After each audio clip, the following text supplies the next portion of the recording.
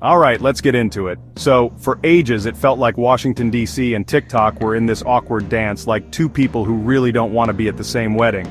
But then, bam! The music stopped. In April 2024, President Biden signed this hefty piece of legislation, the Protecting Americans from Foreign Adversary Controlled Applications Act. Fancy name, right?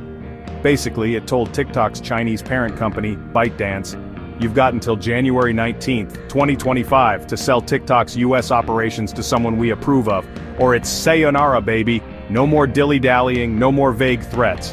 This was a hard deadline, a proper ultimatum.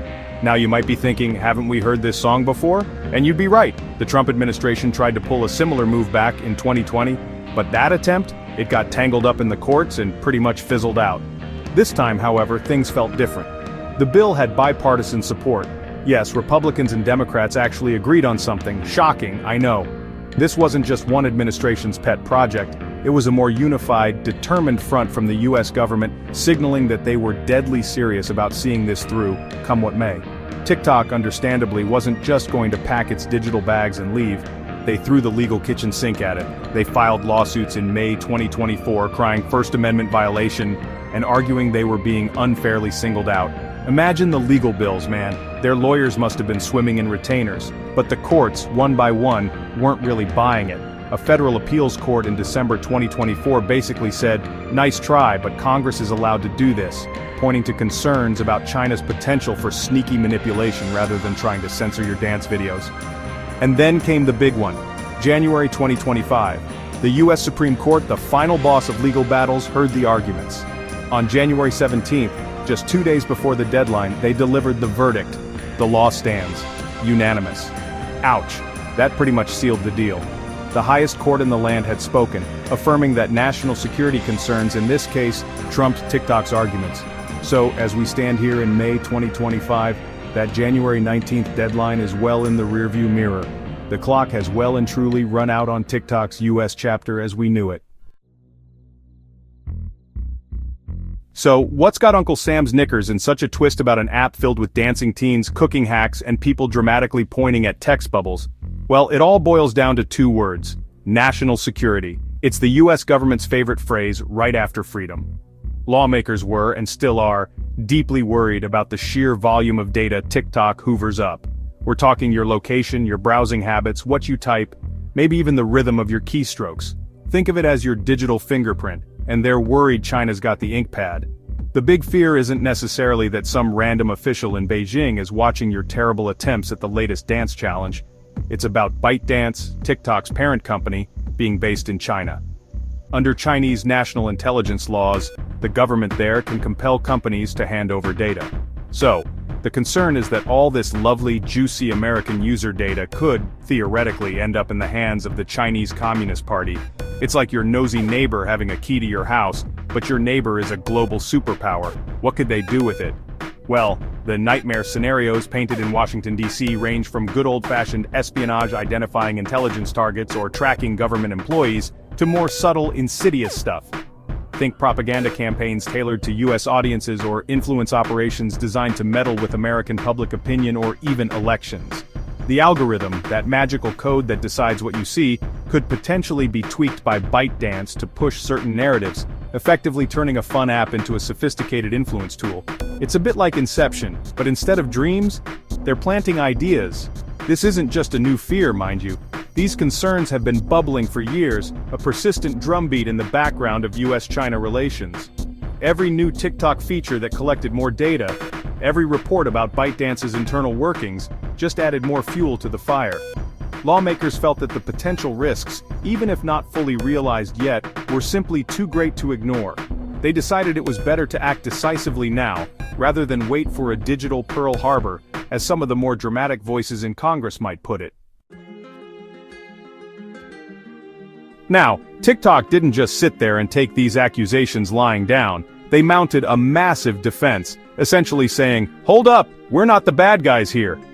Their main shield against the storm of criticism was something called Project Texas. This was a colossal $1.5 billion undertaking designed to wall off American user data. The plan was to store all US data on servers located within the United States, managed by the American tech giant Oracle. Think of it as building a digital Fort Knox, with Oracle playing the role of the very serious security guard. The idea behind Project Texas was to create a kind of data embassy, isolated from ByteDance's operations in China. Oracle would oversee the system, vet the software, and generally make sure no unauthorized hands from Beijing could reach in and grab anything sensitive. TikTok repeatedly highlighted this initiative, arguing it addressed the core national security concerns. They insisted that American data would be safe and sound under American supervision. They basically said, look, we're spending a fortune to fix this, what more do you want? However, for many US lawmakers, Project Texas, despite its hefty price tag and ambitious scope, just didn't cut it. Their argument was simple. As long as ByteDance, a Chinese company subject to Chinese laws, owned TikTok, the fundamental risk remained. It's like saying you've put a really strong lock on the door, but the person you don't trust still owns the entire building. They worried that Chinese authorities could still pressure ByteDance to find ways around the Project Texas safeguards or influence the platform's content moderation policies and algorithms, regardless of where the data was physically stored.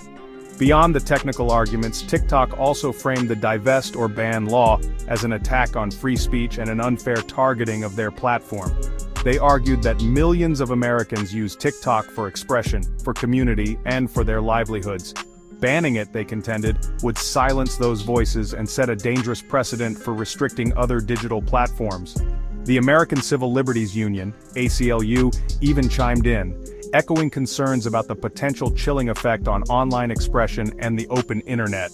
It was a battle of narratives, national security versus digital freedom and economic opportunity.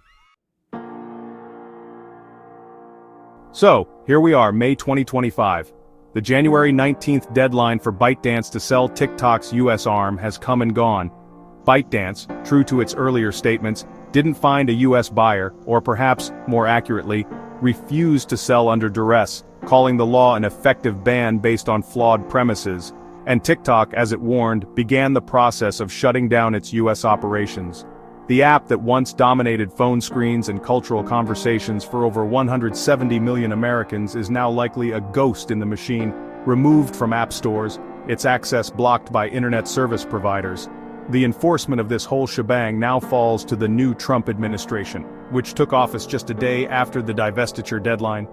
It's a bit ironic, given Donald Trump's own previous attempts to ban TikTok were thwarted, and his more recent, somewhat muddled stance where he seemed to cool on the idea of a ban, perhaps seeing it as a boon for Facebook.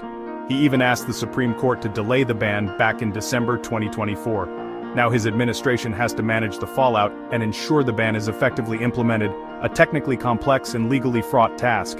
The economic and cultural ripples are undeniable. Countless content creators, many of whom built entire careers and businesses on the platform, have seen their primary source of income and audience engagement vanish. Small businesses that use TikTok for marketing are scrambling for alternatives. On the flip side, US tech giants like Meta, with Instagram Reels, and Google, with YouTube Shorts, are probably not shedding too many tears as a major competitor has been kneecapped, potentially channeling users and advertising revenue their way. It's a brutal digital turf war out there. Ultimately, the TikTok saga is more than just about one app. It's a stark chapter in the escalating tech rivalry between the US and China. It highlights profound disagreements over data privacy, national sovereignty in the digital age, and the very nature of the internet. The ban sets a significant precedent, raising questions about whether other foreign-owned apps could face similar fates. For millions of users, it's the loss of a unique cultural space. For policymakers, it's a bold, if controversial stroke in a much larger, ongoing geopolitical chess game. The silence of the scroll is deafening.